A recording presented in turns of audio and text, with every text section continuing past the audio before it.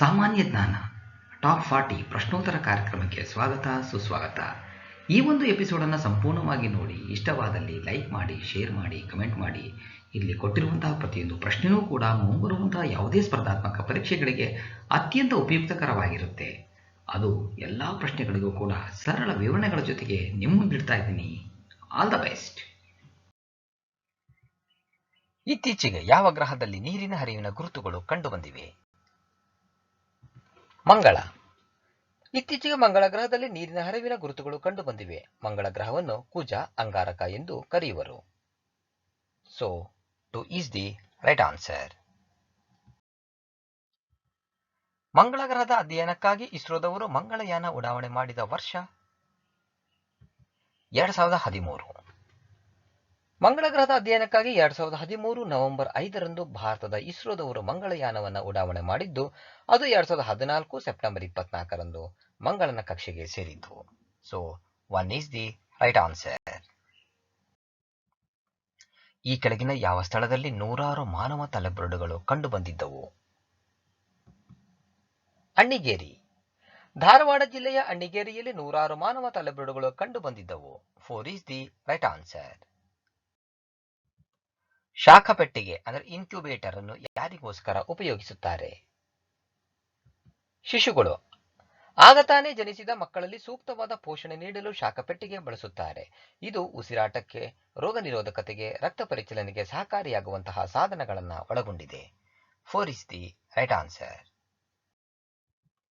ಭಾರತದಲ್ಲಿ ಅತ್ಯಂತ ಉದ್ದವಾದ ನದಿ ಯಾವುದು? ಗಂಗಾ. ಗಂಗಾ ನದಿಯು ಭಾರತದಲ್ಲಿ ಹರಿಯುವ ಉದ್ದವಾದ ನದಿಯಾಗಿದೆ. ಗಂಗಾ ನದಿ ಭಾರತದ ರಾಷ್ಟ್ರೀಯ ನದಿ. ಈ ನದಿ ಹಿಮಾಲಯ ಪರ್ವತದ ಗಂಗೋತ್ರಿಯಿಂದ ಉಗಮವಾಗಿ ಬಂಗಾಳ ಕೊಲ್ಲಿಯನ್ನು ಸೇರುತ್ತದೆ. ಸುಮಾರು 2525 ಕಿಲೋಮೀಟರ್ ಉದ್ದವಿರುವ ಈ ನದಿ ಭಾರತದ ಅತಿ ಉದ್ದವಾದ ನದಿಯಾಗಿದೆ. 1 ಈಸ್ ದಿ ರೈಟ್ ಆನ್ಸರ್. ಕುವೆಂಪುರವರ ಹುಟ್ಟೂರು? ಕುಪ್ಪಳ್ಳಿ. ಕುವೆಂಪುರವರ ಪೂರ್ಣ ಹೆಸರು ಕುಪ್ಪಳ್ಳಿ ವೆಂಕಟಪ್ಪ ಪುಟ್ಟಪ್ಪ. ಇವರು 1904 ಡಿಸೆಂಬರ್ 29ರಂದು ಚಿಕ್ಕಮಗಳೂರು ಜಿಲ್ಲೆಯ ಕೊಪ್ಪದಲ್ಲಿ ಜನಿಸಿದರು. ಬೆಳೆದಿದ್ದು ಶಿವಮೊಗ್ಗ ಜಿಲ್ಲೆಯ ತೀರ್ಥಹಳ್ಳಿಯ ಕುಪ್ಪಳ್ಳಿಯಲ್ಲಿ. ಇವರು ಕನ್ನಡದ 8 ಜನ ಜ್ಞಾನಪೀಠ ಪ್ರಶಸ್ತಿ ಪಡೆದವರಲ್ಲಿ ಮೊದಲಿಗರು. So 2 is the right answer. ಅಸಹಕಾರ ಚಳುವಳಿಯು ಯಾವ ವರ್ಷ ಪ್ರಾರಂಭವಾಯಿತು? 1920. 1920ರಲ್ಲಿ ಅಸಹಕಾರ ಚಳವಳಿಯನ್ನು ಬ್ರಿಟಿಷರ ವಿರುದ್ಧ ಪ್ರಾರಂಭಿಸಲಾಯಿತು. 1922ರಲ್ಲಿ ಚೌರಿ ಚೌರ ಘಟನೆಯ ಪರಿಣಾಮವಾಗಿ ಗಾಂಧೀಜಿಯವರು ಅಸಹಕಾರ ಚಳವಳಿಯನ್ನ ಹಿಂತೆಗೆದುಕೊಂಡರು. ಉತ್ತರ ಪ್ರದೇಶದ ಗೋರಖ್ಪುರ ಬಳಿಯ ಚೌರಿ ಚೌರ ಎಂಬಲ್ಲಿ 1922 ಫೆಬ್ರವರಿ 5ರಂದು ಹಿಂಸಾತ್ಮಕ ಘಟನೆ ಜರುಗಿತು. ಈ ಹಿಂಸಾತ್ಮಕ ಘಟನೆಯಲ್ಲಿ 3 ಜನ ನಾಗರಿಕರು ಮತ್ತು ಸುಮಾರು 23 ಮಂದಿ ಪೊಲೀಸರು ಸಾವನ್ನಪ್ಪಿದ್ದರು. ಚಿತ್ತರಂಜನ್ ದಾಸ್ ಮತ್ತು ಮೋತಿಲಾಲ್ ನೆಹರು ಅವರು ಸ್ವರಾಜ್ಯ ಪಕ್ಷವನ್ನು ಸ್ಥಾಪಿಸಿದ ನಂತರ ಅಸಹಕಾರ ಚಳವಳಿಯನ್ನು ಸ್ಥಗಿತಗೊಳಿಸಲಾಯಿತು. 1 is the right answer. Vijayanagara ಸಾಮ್ರಾಜ್ಯದ ಪತನಕ್ಕೆ ಕಾರಣವಾದ ಕದನ? ರಕ್ಕಸ ತಂಗಡಿ. ವಿಜಯನಗರ ಸಾಮ್ರಾಜ್ಯದ ಪತನಕ್ಕೆ ಕಾರಣವಾದ ಕದನ ರಕ್ಕಸ ತಂಗಡಿ ಕದನ. ತಾಳಿಕೋಟೆ ಕದನವು ಜನವರಿ 26, 1565ರಲ್ಲಿ ವಿಜಯನಗರ ಸಾಮ್ರಾಜ್ಯ ಮತ್ತು ದಕ್ಕನಿನ ಸುಲ್ತಾನರ ನಡುವೆ ಬಿಜಾಪುರ ಜಿಲ್ಲೆಯ ತಾಳಿಕೋಟೆಯಲ್ಲಿ ಜರುಗಿತು. ಈ ಯುದ್ಧದಲ್ಲಿ ವಿಜಯನಗರ ಸಾಮ್ರಾಜ್ಯ ಪತನವಾಗುವುದರೊಂದಿಗೆ ದಕ್ಷಿಣ ಭಾರತದ ಕಟ್ಟಕಡೆಯ ಹಿಂದೂ ಸಾಮ್ರಾಜ್ಯವು ಅವನತಿಗೊಂಡಿತು. 4 ಈಸ್ ದಿ ರೈಟ್ ಆನ್ಸರ್. ಏಷ್ಯಾದಲ್ಲೇ ಮೊದಲ ಜಲವಿದ್ಯುತ್ ಉತ್ಪಾದನಾ ಸ್ಥಾವರ? ಶಿವನ ಸಮುದ್ರ. ಶಿವನ ಸಮುದ್ರದ ಬಳಿ 1902ರಲ್ಲಿ ಮೊದಲ ಬಾರಿಗೆ ಜಲವಿದ್ಯುತ್ ಅನ್ನು ಸ್ಥಾಪಿಸಲಾಯಿತು. ಇದು ಏಷ್ಯಾದಲ್ಲೇ ಮೊದಲ ಜಲವಿದ್ಯುತ್ ಉತ್ಪಾದನಾ ಕೇಂದ್ರವಾಗಿದೆ. ಮೈಸೂರಿನ ದಿವಾನ ಶೇಷಾದ್ರಿ ಅಯ್ಯರ್ ಕಾಲದಲ್ಲಿ ಇದನ್ನು ಸ್ಥಾಪಿಸಿದರು. ಈ ಉತ್ಪಾದನಾ ಕೇಂದ್ರದಿಂದ ಕೆಜಿಎಫ್ಗೆ ವಿದ್ಯುತ್ ಅನ್ನು ಒದಗಿಸಲಾಗುತ್ತಿತ್ತು. ನಂತರ 1905ರಲ್ಲಿ ಬೆಂಗಳೂರು ನಗರಕ್ಕೆ ವಿದ್ಯುತ್ ಅನ್ನು ಪೂರೈಸಲಾಯಿತು. ಇದು ಜಲವಿದ್ಯುತ್ ಅನ್ನು ಪಡೆದ ಮೊಟ್ಟ ಮೊದಲ ನಗರ ಎನಿಸಿದೆ. 2 ಈಸ್ ದಿ ರೈಟ್ ಆನ್ಸರ್. ಯಾವ ದಿನದಂದು ಮಹಾತ್ಮ ಗಾಂಧಿಯವರು ಹತರಾದರು? 30/1/1948. ಗಾಂಧೀಜಿಯವರು ನಾಥೂರಾಮ್ ಗೋಡ್ಸೆ ಎಂಬ ಹಂತಕನಿಂದ ಜನವರಿ 30, 1948ರಲ್ಲಿ ಹತ್ಯೆಯಾದರು. ಗಾಂಧೀಜಿ ಅವರ ಸಮಾಧಿ ಸ್ಥಳ ದೆಹಲಿಯ ರಾಜ್ಘಾಟ್ ಆಗಿದೆ. ನಾಥುರಾಮ್ ಗೋಡ್ಸೆಯನ್ನು ಹರಿಯಾಣದ ಅಂಬಾಲಾ ಜೈಲಿನಲ್ಲಿ 1949 ನವೆಂಬರ್ 15ರಂದು ಗಲ್ಲಿಗೇರಿಸಲಾಯಿತು. 4 is the right answer. Tunga ನದಿಯು ಯಾವ ಜಿಲ್ಲೆಯಲ್ಲಿ ಉಗಮಿಸುತ್ತದೆ? ಚಿಕ್ಕಮಗಳೂರು. ತುಂಗಾ ನದಿಯು ಚಿಕ್ಕಮಗಳೂರು ಜಿಲ್ಲೆಯ ಪಶ್ಚಿಮ ಘಟ್ಟದ ಗಂಗಾ ಮೂಲದಲ್ಲಿ ಉಗಮವಾಗುತ್ತದೆ. ಇದು ಕೃಷ್ಣಾ ನದಿಯ ಉಪನದಿಯಾಗಿದ್ದು, ತುಂಗಾಭದ್ರಾ ನದಿಗೆ ಅಡ್ಡಲಾಗಿ ಹೊಸಪೇಟೆ ಬಳಿ ಆಂಧ್ರ ಮತ್ತು ಕರ್ನಾಟಕದ ಜಂಟಿ ಯೋಜನೆಯಾಗಿ ಅಣೆಕಟ್ಟನ್ನು ಕಟ್ಟಲಾಗಿದೆ. 1 is the right answer. Pampa ನದಿ ಎಂದು ಯಾವುದಕ್ಕೆ ಕರೆಯುತ್ತಾರೆ? ತುಂಗಾ. ತುಂಗಾ ನದಿಯನ್ನು ಪಂಪಾ ನದಿ ಎಂದು ಕರೆಯುತ್ತಿದ್ದರು. 3 is the right answer. ಕರ್ನಾಟಕದಲ್ಲಿರುವ ಬೇಲೂರು ಯಾವುದಕ್ಕೆ ಪ್ರಸಿದ್ಧಿಯಾಗಿದೆ? ದೇವಾಲಯಗಳು. ಬೇಲೂರಿನಲ್ಲಿ ಹೊಯ್ಸಳರ ಕಾಲದ ದೇವಾಲಯಗಳು ಕಂಡುಬರುತ್ತವೆ. ಇಲ್ಲಿನ ಪ್ರಮುಖವಾದ ದೇವಾಲಯ ಬೇಲೂರಿನ ಚನ್ನಕೇಶವ ದೇವಾಲಯ. ಹಾಸನ ಜಿಲ್ಲೆಯಲ್ಲಿರುವ ಬೇಲೂರಿನ ಸಮೀಪದಲ್ಲೇ ಹಳೆಬೀಡು ಕೂಡ ಕಂಡುಬರುತ್ತದೆ. ಹೊಯ್ಸಳರ ಶೈಲಿಯ ದೇವಾಲಯಗಳು ಇಲ್ಲಿನ ಪ್ರಮುಖ ಆಕರ್ಷಣೆಗಳಾಗಿವೆ. 3 is the right answer. ಫುಟ್ಬಾಲ್ನಲ್ಲಿ ಕಪ್ಪು ಮುತ್ತು ಅಂದರೆ ಬ್ಲ್ಯಾಕ್ ಪರ್ಲ್ ಎಂದು ಪ್ರಸಿದ್ಧಿಯಾದವರು ಯಾರು? ಪೀಲೆ. ಬ್ರೆಜಿಲ್ ಆಟಗಾರ ಪೀಲೆಯವರು ಬ್ರೆಜಿಲ್ನ ಮಾಜಿ ಫುಟ್ಬಾಲ್ ಆಟಗಾರರು. ಇವರು ಅಂತಾರಾಷ್ಟ್ರೀಯ ಫುಟ್ಬಾಲ್ನಲ್ಲಿ ಅನೇಕ ದಾಖಲೆಗಳನ್ನು ಸೃಷ್ಟಿಸಿದ್ದಾರೆ. ಇವರನ್ನು ದ ಕಿಂಗ್ ಆಫ್ ಫುಟ್ಬಾಲ್ ಎಂದೂ ಕೂಡ ಕರೆಯುತ್ತಾರೆ. 2 is the right answer. ಕರ್ನಾಟಕದಲ್ಲಿ ಅಶೋಕನ ಶಾಸನಗಳು ಎಲ್ಲಿ ಸಿಗುತ್ತವೆ? ಮಸ್ಕಿ. ಕರ್ನಾಟಕದಲ್ಲಿ ಅಶೋಕನ ಶಾಸನಗಳು ರಾಯಚೂರು ಜಿಲ್ಲೆಯ ಮಸ್ಕಿಯಲ್ಲಿ ಹೆಚ್ಚಾಗಿ ಕಂಡುಬರುತ್ತದೆ. ಇದೊಂದು ಪ್ರಾಚ್ಯ ಶಾಸ್ತ್ರ ತಾಣವಾಗಿದ್ದು ಲಿಂಗಸೂರು ತಾಲೂಕಿನಲ್ಲಿ ಕಂಡುಬರುತ್ತದೆ. ಈ ಶಾಸನಗಳಲ್ಲಿ ಮಾತ್ರ ದೇವನಾಂಪ್ರಿಯ ಅಶೋಕ ಎಂದು ಕಾಣಿಸುತ್ತದೆ. 1 is the right answer. Basilica church ಎಲ್ಲಿದೆ? ರೋಮ್. ಇಟಲಿಯ ರೋಮ್ ನಗರದ ಬೆಸಿಲಿಕಾ ಚರ್ಚ್ ಇದು ಮೊಹಮ್ಮದ್ ಆದಿಲ್ ಶಾನ ಗೋರಿಯಾಗಿ ಕಟ್ಟಲಾದ ಸ್ಮಾರಕವಾಗಿದ್ದು, ಇದನ್ನು 1656ರಲ್ಲಿ ಪ್ರಸಿದ್ಧ ವಾಸ್ತುಶಿಲ್ಪಗಳಾದ ಯಾಕೂತ್ ಮತ್ತು ದಬೂಲ್ ರವರು ನಿರ್ಮಿಸಿದ್ದಾರೆ. ಸೊ ಬೆಸಿಲಿಕಾ ಚರ್ಚ್ ರೋಮ್ನಲ್ಲಿ ಕಂಡುಬರುತ್ತದೆ. 3 is the right answer. ವಿಶ್ವದ 2ನೇ ಅತಿ ದೊಡ್ಡ ಮಾನವ ನಿರ್ಮಿತ ಗುಂಬಸ್ ಎಲ್ಲಿದೆ? ಬಿಜಾಪುರ. ಬಿಜಾಪುರದ ಜಗತ್ಪ್ರಸಿದ್ಧವಾದ ಗೋಲಗುಮ್ಮಟ ಇದು ವಿಶ್ವದ 2ನೇ ಅತಿ ದೊಡ್ಡ ಮಾನವ ನಿರ್ಮಿತ ಗುಂಬಸ್. ಮೊದಲ ವಿಶ್ವದ ಅತಿ ದೊಡ್ಡ ಮಾನವ ನಿರ್ಮಿತ ಗುಂಬಸ್ ಬೆಸಿಲಿಕಾ ಚರ್ಚ್.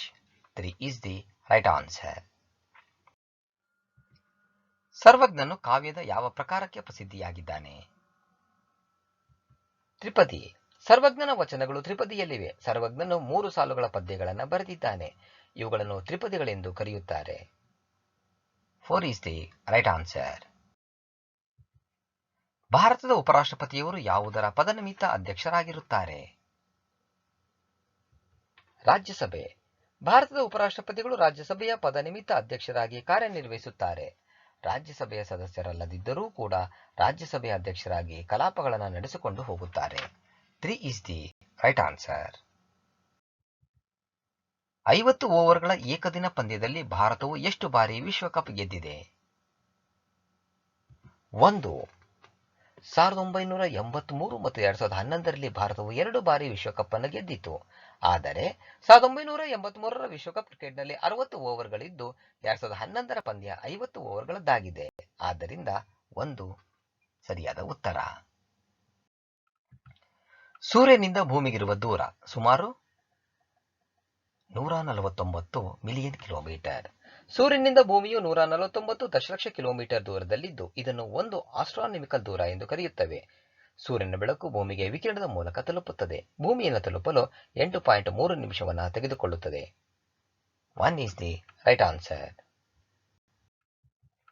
ಆರ್ಯ ಸಮಾಜವನ್ನು ದಯಾನಂದ ಸರಸ್ವತಿಯವರು ಸ್ಥಾಪಿಸಿದ ವರ್ಷ? ಏಪ್ರಿಲ್ 7, 1875. ಆರ್ಯ ಸಮಾಜವನ್ನು ದಯಾನಂದ ಸರಸ್ವತಿಯವರು ಏಪ್ರಿಲ್ 7, 1875ರಲ್ಲಿ ಸ್ಥಾಪಿಸಿದರು. 3 is the right answer. ದತ್ತುಪುತ್ರನು ಉತ್ತರಾಧಿಕಾರಿಯಾಗಲಾರ ಎಂಬ ಕಾಯ್ದೆಯನ್ನು ಜಾರಿಗೆ ತಂದವರು? Lord Dalhousie. ಲಾರ್ಡ್ ಡಾಲ್ ಹೌಸಿಯವರು ಭಾರತದ ಗವರ್ನರ್ ಜನರಲ್ ಆಗಿ 1848ರಿಂದ 1856ರವರೆಗೆ ಕಾರ್ಯನಿರ್ವಹಿಸಿದ್ದರು. ಇವರು ದತ್ತು ಮಕ್ಕಳಿಗೆ ಹಕ್ಕಿಲ್ಲ ಎಂಬ ಪದ್ಧತಿಯನ್ನು ಜಾರಿಗೆ ತಂದರು. ಇವರ ಅವಧಿಯಲ್ಲಿ ಭಾರತದ ರೈಲ್ವೆ ವ್ಯವಸ್ಥೆ ಆರಂಭವಾಯಿತು. 3 is the right answer. Ozone ಪದರದ ಕುಗ್ಗುವಿಕೆಯಿಂದಾಗಿ ಆಗುವ ಪರಿಣಾಮವೇನು? ಜಾಗತಿಕ ತಾಪಮಾನ ಹೆಚ್ಚಳ. ಓಜೋನ್ ಪದರದ ಕುಗ್ಗುವಿಕೆಯಿಂದಾಗಿ ಸೂರ್ಯನಿಂದ ಬರುವ ಯುವಿ ಅಂದ್ರೆ ಅಲ್ಟ್ರಾವೈಲೆಟ್ ಕಿರಣಗಳು ಭೂಮಿಯನ್ನು ತಲುಪುತ್ತವೆ. ಇದರಿಂದ ಜಾಗತಿಕ ತಾಪಮಾನ ಉಂಟಾಗುತ್ತದೆ. 1987 ಸೆಪ್ಟೆಂಬರ್ 16ರಂದು ಓಜೋನ್ ಸಂರಕ್ಷಣೆಗೆ ಸಂಬಂಧಿಸಿದಂತೆ ಮ್ಯಾಟ್ರಿಯಲ್ ಒಪ್ಪಂದವನ್ನ ಮಾಡಿಕೊಳ್ಳಲಾಯಿತು. ಸೆಪ್ಟೆಂಬರ್ 16 ಓಜೋನ್ ಸಂರಕ್ಷಣಾ ದಿನವನ್ನಾಗಿ ಆಚರಿಸಲಾಗುತ್ತಿದೆ. 4 ಈಸ್ ದಿ ರೈಟ್ ಆನ್ಸರ್. ಭಾರತದಲ್ಲಿ ಯಾವುದೇ ರಾಜ್ಯದ ಕಾರ್ಯನಿರ್ವಾಹಕ ಮುಖ್ಯಸ್ಥರು? ರಾಜ್ಯಪಾಲರು. ರಾಜ್ಯಪಾಲರು ರಾಜ್ಯದ ಕಾರ್ಯನಿರ್ವಾಹಕ ಮುಖ್ಯಸ್ಥರಾಗಿರುತ್ತಾರೆ. ರಾಜ್ಯದ ಎಲ್ಲಾ ಕೆಲಸಗಳು ಕೂಡ ರಾಜ್ಯಪಾಲರ ಹೆಸರಿನಲ್ಲಿ ನಡೆಯುತ್ತವೆ. ಮುಖ್ಯಮಂತ್ರಿಗಳು ಸರ್ಕಾರದ ಮುಖ್ಯಸ್ಥರಾದರೆ ರಾಜ್ಯಪಾಲರು ರಾಜ್ಯದ ಮುಖ್ಯಸ್ಥರಾಗಿರುತ್ತಾರೆ. ಭಾರತದ ಸಂವಿಧಾನದ 155ನೇ ವಿಧಿ ಅನ್ವಯ ರಾಜ್ಯಪಾಲರನ್ನು ರಾಷ್ಟ್ರಪತಿಗಳು ನೇಮಕ ಮಾಡುತ್ತಾರೆ. 4 ಈಸ್ ದಿ ರೈಟ್ ಆನ್ಸರ್. ಕಾಳಿಂಗ ಸರ್ಪವು ಹೆಚ್ಚಾಗಿ ಕಾಣಸಿಗುವ ಪ್ರದೇಶ ಯಾವುದು? ಪಶ್ಚಿಮ ಘಟ್ಟಗಳು. ಪಶ್ಚಿಮ ಘಟ್ಟಗಳ ಆಗುಂಬೆ ಬಳಿ ಕಾಳಿಂಗ ಸರ್ಪವು ಹೆಚ್ಚಾಗಿ ಕಂಡುಬರುತ್ತದೆ. ಆಗುಂಬೆಯು ಶಿವಮೊಗ್ಗ ಜಿಲ್ಲೆಯ ತೀರ್ಥಹಳ್ಳಿ ಬಳಿ ಕಂಡುಬರುತ್ತದೆ. So 2 is the right answer. ಹಾಲಿನ ಶುದ್ಧತೆಯನ್ನು ಅಳೆಯಲು ಉಪಯೋಗಿಸುವ ಉಪಕರಣ? ಲ್ಯಾಕ್ಟೋಮೀಟರ್. ಲ್ಯಾಕ್ಟೋಮೀಟರ್ ಹಾಲಿನ ಶುದ್ಧತೆಯನ್ನು ಅಳೆಯುತ್ತದೆ. ನ್ಯಾನೋಮೀಟರ್ ಮತ್ತು ಮೈಕ್ರೋಮೀಟರ್ಗಳು ಉದ್ದವನ್ನು ಅಳೆಯುವ ಮಾನಗಳು. ಅಪರಾಧಿಗಳು ಸುಳ್ಳು ಹೇಳುತ್ತಿದ್ದರೆ ಅದನ್ನು ಪತ್ತೆ ಹಚ್ಚಲು ಬಳಸಲಿಕ್ಕೆ ಲೈ ಡಿಟೆಕ್ಟರ್ ಅನ್ನು ಬಳಸುವರು. So 2 is the right answer. ಭಾರತದ ಉಪಖಂಡವು ಡ್ಯಾಶ್ ಚಾಚಿಕೊಂಡಿದೆ. ಭೂಮಧ್ಯ ರೇಖೆಯ ಉತ್ತರಕ್ಕೆ. ಭಾರತದ ಉಪಖಂಡವು ಸಮಭಾಜಕ ವೃತ್ತದಿಂದ ಮೇಲ್ಭಾಗದಲ್ಲಿದ್ದು ಉತ್ತರ ಅಕ್ಷಾಂಶದ 6.4ರಿಂದ 37.6 ಡಿಗ್ರಿವರೆಗೆ ಹರಡಿಕೊಂಡಿದೆ. ಇದು ಉತ್ತರಾರ್ಧಗೋಳದಲ್ಲಿ ಕಂಡುಬರುವಂತಹ ದೇಶವಾಗಿದೆ. ಭಾರತವು ಪೂರ್ವಾರ್ಧಗೋಳದಲ್ಲಿದ್ದು 68.7 ಡಿಗ್ರಿ ಪೂರ್ವ ರೇಖಾಂಶದಿಂದ 97.27 ಪೂರ್ವ ರೇಖಾಂಶದವರೆಗೆ ವಿಸ್ತರಿಸಿದೆ. 1 ಈಸ್ ದಿ ರೈಟ್ ಆನ್ಸರ್. ಮೊದಲ ಪಾಣಿಪತ್ ಯುದ್ಧದಲ್ಲಿ ಜಯಗಳಿಸಿದವರು? ಬಾಬರ್. ಮೊದಲ ಪಾಣಿಪತ್ ಕದನವು 1526 ಏಪ್ರಿಲ್ 21ರಂದು ಬಾಬರ್ ಮತ್ತು ಇಬ್ರಾಹಿಂ ಲೂದಿ ನಡುವೆ ಜರುಗಿತು. ಈ ಯುದ್ಧದಲ್ಲಿ ಬಾಬರ್ ಜಯಗಳಿಸಿದನು. ಈ ಯುದ್ಧದಲ್ಲಿ ಮೊದಲ ಬಾರಿಗೆ ಗನ್ ಪೌಡರ್ ಹೊಂದಿರುವ ಅಗ್ನಾಸ್ತ್ರಗಳನ್ನು ಮತ್ತು ಫಿರಂಗಿಗಳನ್ನು ಬಳಕೆ ಮಾಡಲಾಯಿತು. 4 ಈಸ್ ದಿ ರೈಟ್ ಆನ್ಸರ್. ಶ್ರವಣ ಬೆಳಗೊಳದ ಮಹಾಮಸ್ತಕಾಭಿಷೇಕವು ಡ್ಯಾಶ್ ವರ್ಷಗಳಲ್ಲಿ ಒಂದು ಬಾರಿ ಜರುಗುತ್ತದೆ. 12. ಮಹಾಮಸ್ತಕಾಭಿಷೇಕವು 12 ವರ್ಷಗಳೊಮ್ಮೆಗೆ ನಡೆಯುವಂತಹ ಜೈನ ಹಬ್ಬವಾಗಿದೆ. ಇದು ಶ್ರವಣ ಬೆಳಗೊಳದಲ್ಲಿ ಜರುಗುತ್ತದೆ. 2006 ಫೆಬ್ರವರಿಯಲ್ಲಿ ಜರುಗಿತ್ತು. ಇತ್ತೀಚೆಗೆ 88ನೇ ಮಹಾಮಸ್ತಕಾಭಿಷೇಕವು 2018ರಲ್ಲಿ ಜರುಗಿತು. 3 ಈಸ್ ದಿ ರೈಟ್ ಆನ್ಸರ್. 1911ರಲ್ಲಿ ವಿಭಜನೆಯಾದ ಬಂಗಾಳವು ಮರುಸೇರ್ಪಡೆಗೊಂಡಾಗ ಆಗ ಇದ್ದ viceroy? Lord Hardinge. Lord Hardinge 1911ರಲ್ಲಿ ವಿಭಜನೆಯಾದ ಬಂಗಾಳವು ಮರುಸೇರ್ಪಡೆಗೊಂಡಾಗ ಇದ್ದ viceroy. 2 is the right answer. ಪೋರ್ಚುಗೀಸರ ಆಡಳಿತದಿಂದ 1961ರಲ್ಲಿ ವಿಮೋಚನೆಯಾದ ಪ್ರದೇಶ? ಗೋವಾ. 1961ರಲ್ಲಿ ಗೋವಾವನ್ನ ಪೋರ್ಚುಗೀಸರಿಂದ ವಶಪಡಿಸಿಕೊಳ್ಳಲಾಯಿತು. 450 ವರ್ಷಗಳ ನಂತರ ಮತ್ತೆ ಭಾರತದ ಭಾಗವಾದ ಗೋವಾವು ಭಾರತದ ಒಕ್ಕೂಟಕ್ಕೆ ಸೇರ್ಪಡೆಯಾಯಿತು. ನಂತರ ಮೇ 30, 1987ರಲ್ಲಿ 25ನೇ ರಾಜ್ಯವಾಗಿ ರಾಜ್ಯದ ಸ್ಥಾನಮಾನವನ್ನು ಪಡೆಯಿತು. 2 ಈಸ್ ದಿ ರೈಟ್ ಆನ್ಸರ್. ಮೊತ್ತ ಮೊದಲ ತೀರ್ಥಂಕರ ಎಂದು ಯಾರನ್ನು ಪರಿಗಣಿಸುತ್ತಾರೆ? ವೃಷಭನಾಥ. ತೀರ್ಥಂಕರರನ್ನು ಜೈನ ಧರ್ಮದಲ್ಲಿ ಜಿನ ಕೇವಲಿ ಎಂದು ಕೂಡ ಕರೆಯುತ್ತಾರೆ. ತೀರ್ಥಂಕರ ಎಂದರೆ ಧರ್ಮ ತೀರ್ಥವನ್ನ ಮುನ್ನಡೆಸುವವರು ಅಥವಾ ಧರ್ಮ ಪ್ರವರ್ತಕರು. ತೀರ್ಥಂಕರರು ಕೇವಲ ಜ್ಞಾನವನ್ನು ಪಡೆದ ನಂತರ ಇತರರಿಗೆ ಮೋಕ್ಷ ಮಾರ್ಗವನ್ನು ಉಪದೇಶಿಸುತ್ತಾರೆ. ಜೈನ ಧರ್ಮದಲ್ಲಿ 24 ತೀರ್ಥಂಕರಿದ್ದರು. ಮೊದಲ ತೀರ್ಥಂಕರ Vrishabhanatha. 1 is the right answer. ಯಾವುದರ ಕೊರತೆಯು ರಕ್ತದ ನಿಧಾನ ಹೆಪ್ಪುಗಟ್ಟುವಿಕೆಗೆ ಕಾರಣವಾಗುತ್ತದೆ? Vitamin K. ವಿಟಮಿನ್ ಕೆಯನ್ನು ರಾಸಾಯನಿಕವಾಗಿ ಫೈಲೋಕ್ವಿನಿನ್ ಎಂದು ಕರೆಯುತ್ತಾರೆ. ವಿಟಮಿನ್ ಕೆ ನ ಕೊರತೆಯಿಂದ ರಕ್ತ ಹೆಪ್ಪುಗಟ್ಟಲು ನಿಧಾನವಾಗುತ್ತದೆ. ಇದನ್ನೇ ನಾವು ಹಿಮೋಫಿಲಿಯಾ ಎಂದು ಕರೆಯುತ್ತಾರೆ. ಹಸಿರು ಎಲೆ ಹೊಂದಿರುವ ಕಾಯಿ ಪಲ್ಯಗಳಲ್ಲಿ ವಿಟಮಿನ್ ಕೆ ಹೆಚ್ಚಾಗಿರುತ್ತದೆ. 1 is the right answer. ಸರ್ವೋಚ್ಚ ನ್ಯಾಯಾಲಯದ ನ್ಯಾಯಮೂರ್ತಿಯವರು ರಾಜೀನಾಮೆ ಸಲ್ಲಿಸಬೇಕಾದರೆ ರಾಜೀನಾಮೆ ಪತ್ರವನ್ನು ಯಾರಿಗೆ ಕೊಡಬೇಕು? ಭಾರತದ ರಾಷ್ಟ್ರಪತಿಯವರಿಗೆ. ಸುಪ್ರೀಂ ಕೋರ್ಟ್ನ ಮುಖ್ಯ ನ್ಯಾಯಾಧೀಶರು ತಮ್ಮ ರಾಜೀನಾಮೆಯನ್ನು ಭಾರತದ ರಾಷ್ಟ್ರಪತಿಯವರಿಗೆ ಸಲ್ಲಿಸುತ್ತಾರೆ. ಭಾರತದ ಸುಪ್ರೀಂ ಕೋರ್ಟ್ನ ನ್ಯಾಯಾಧೀಶರು ಮತ್ತು ಮುಖ್ಯ ನ್ಯಾಯಾಧೀಶರನ್ನು ಭಾರತದ ರಾಷ್ಟ್ರಪತಿಗಳು ನೇಮಕ ಮಾಡುತ್ತಾರೆ ಮತ್ತು ಪ್ರಮಾಣ ವಚನ ಬೋಧಿಸುತ್ತಾರೆ. 4 is the right answer. Ashoka ಸಾಮ್ರಾಟನು ಡ್ಯಾಶ್ ರಾಜವಂಶಕ್ಕೆ ಸೇರಿದವನು? ಮೌರ್ಯ. ಅಶೋಕನು ಮೌರ್ಯ ಸಾಮ್ರಾಜ್ಯದ ದೊರೆಯಾಗಿದ್ದು ಚಂದ್ರಗುಪ್ತನ ಮಗನಾದ ಬಿಂದುಸಾರನ ಮಗನೇ ಅಶೋಕ ಚಕ್ರವರ್ತಿ. ಇವನು ಮೌರ್ಯ ಸಾಮ್ರಾಜ್ಯದ ಪ್ರಸಿದ್ಧ ದೊರೆ. 1 is the right answer. ಭಾರತದ ಗೋಧಿಯ ಉಗ್ರಾಣವೆಂದು ಹೆಸರಾದ ರಾಜ್ಯ? ಪಂಜಾಬ್. ಗೋಧಿಯನ್ನು ಅತಿ ಹೆಚ್ಚಾಗಿ ಬೆಳೆಯುವ ರಾಜ್ಯವೆಂದರೆ ಉತ್ತರ ಪ್ರದೇಶ. ಇಳುವರಿಯನ್ನು ಪರಿಗಣಿಸಿ ಪಂಜಾಬ್ ಅನ್ನು ಗೋಧಿಯ ಕಣಜ ಮತ್ತು ಪಂಚ ನದಿಗಳ ನಾಡು ಎಂದು ಕರೆಯುತ್ತಾರೆ. 3 is the right answer. ಮನುಷ್ಯನು ಸಮಾಜ ಜೀವಿ. ಇದು ಯಾರ ಪ್ರಸಿದ್ಧ ಹೇಳಿಕೆ? ಅರಿಸ್ಟಾಟಲ್. ಅರಿಸ್ಟಾಟಲ್ ಗ್ರೀಕ್ ತತ್ವಜ್ಞಾನಿ ಮತ್ತು ಶಿಕ್ಷಣ ತಜ್ಞರು. ಇವರು ಅಲೆಕ್ಸಾಂಡರ್ನ ಗುರು. ಇವರು ಗ್ರೀಕ್ನ ಮತ್ತೊಬ್ಬ ತತ್ವಜ್ಞಾನಿಯಾದಂತಹ ಪ್ಲೇಟೋರವರ ಶಿಷ್ಯರಾಗಿದ್ದರು. 2 is the right answer. ಭಾರತದಲ್ಲಿ ಮೊಘಲ್ ರಾಜವಂಶವನ್ನು ಸ್ಥಾಪಿಸಿದವನು? ಬಾಬರ್. ಬಾಬರ್ ಮೊಘಲ್ ಸಾಮ್ರಾಜ್ಯದ ಮೊದಲ ದೊರೆ. ಮೊಘಲ್ ಸಾಮ್ರಾಜ್ಯವನ್ನು 1526ರಲ್ಲಿ ಮೊದಲ ಪಾಣಿಪಟ್ ಕದನದ ಮೂಲಕ ಇಬ್ರಾಹಿಂ ಲೂದಿಯೊಂದಿಗೆ ವಿಜಯ ಗಳಿಸುವ ಮೂಲಕ ಭಾರತದಲ್ಲಿ ಮೊಘಲ್ ಸಾಮ್ರಾಜ್ಯವನ್ನು ಸ್ಥಾಪಿಸಿದರು. ಮೊಘಲ್ ಸಾಮ್ರಾಜ್ಯ 1526ರಿಂದ 1857ರವರೆಗೆ ಆಳ್ವಿಕೆ ನಡೆಸಿತು. 3 is the right answer.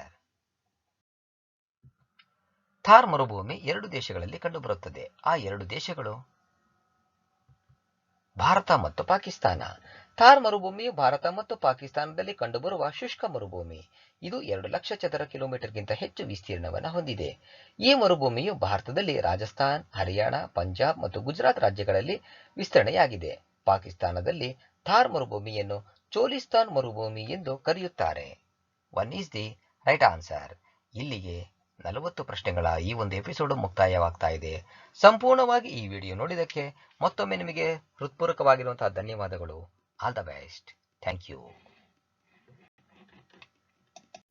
ಸ್ನೇಹಿತರೆ, ವಿಡಿಯೋವನ್ನು ನೋಡಿದಂಥ ಎಲ್ಲರಿಗೂ ಧನ್ಯವಾದಗಳು. ನಾಳಿನ ಪ್ರಚಲಿತ ಘಟನೆಯ ವಿದ್ಯಮಾನದೊಂದಿಗೆ ಮತ್ತೆ ನಿಮ್ಮನ್ನು ಭೇಟಿಯಾಗ್ತೀವಿ. ಅಲ್ಲಿವರೆಗೂ ಎಲ್ಲರಿಗೂ ಧನ್ಯವಾದಗಳು. ನಮಸ್ಕಾರ.